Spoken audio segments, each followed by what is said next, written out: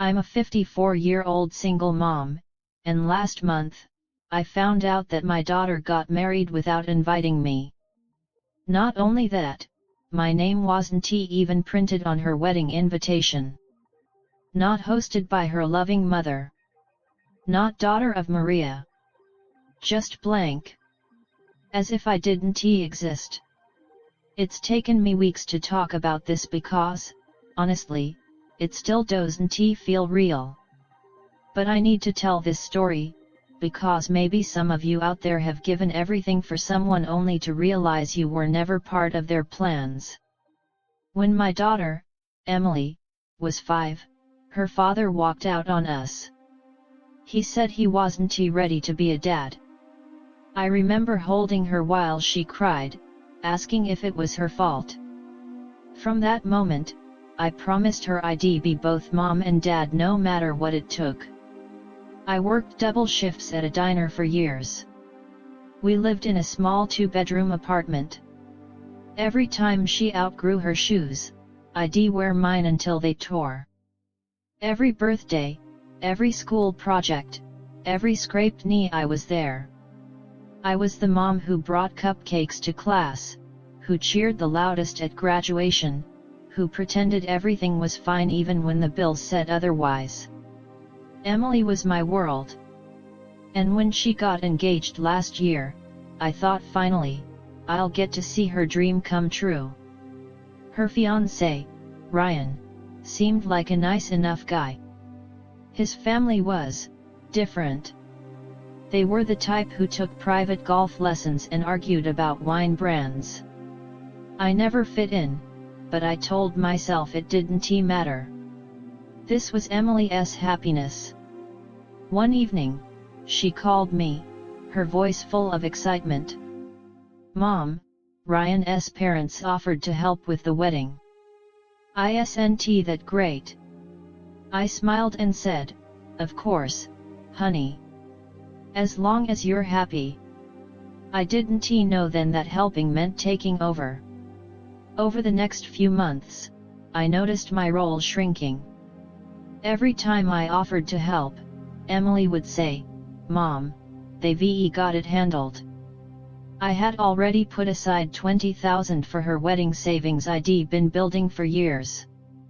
When I told her I wanted to contribute, she hugged me and said, "You don't have to, Mom.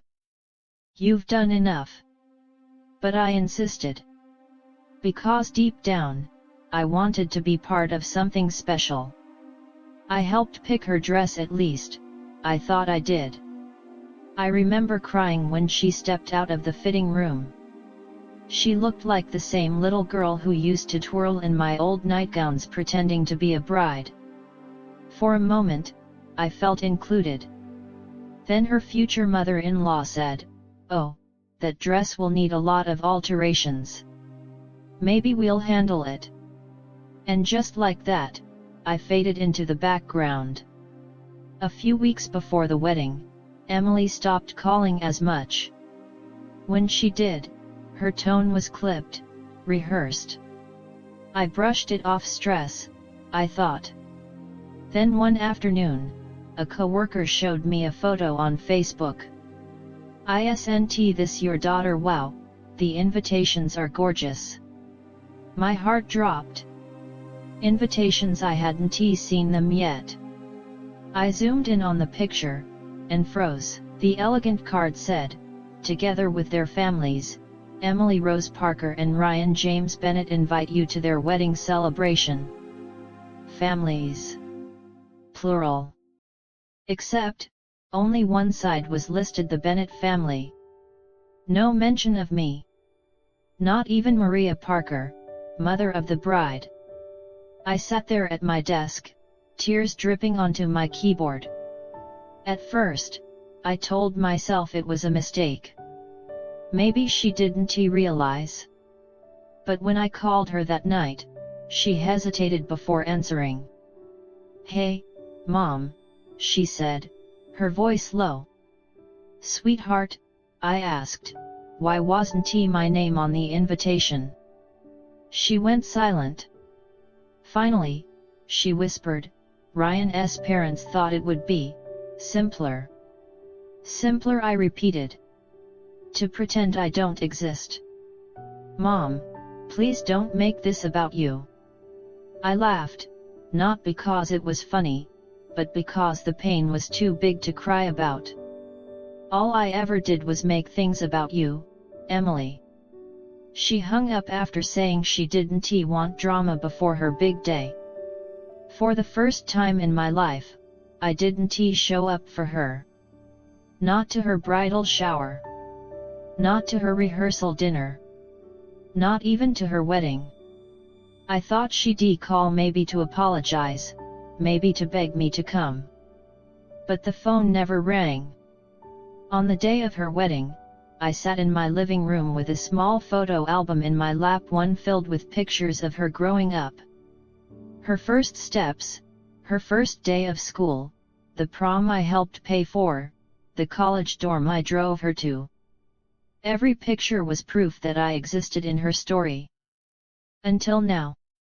I made myself a cup of tea, turned off my phone, and whispered, "Congratulations, baby."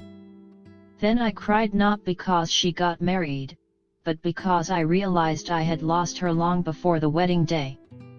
2 weeks later, I got an envelope in the mail. It was a wedding photo, Emily and Ryan on a beach, smiling like a movie poster. No note. No "I missed you." Just a glossy reminder of how easily people can erase you from their happy endings. I almost threw it away.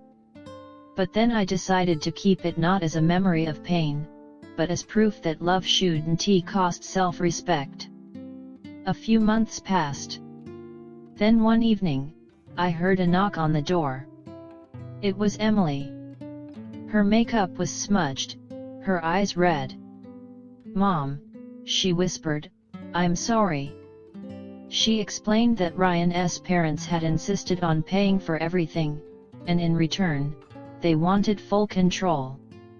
They said mentioning me would confuse the guests since her father was out of the picture. She had been too scared to argue. I listened quietly. Then I told her, "You don't owe me perfection, Emily.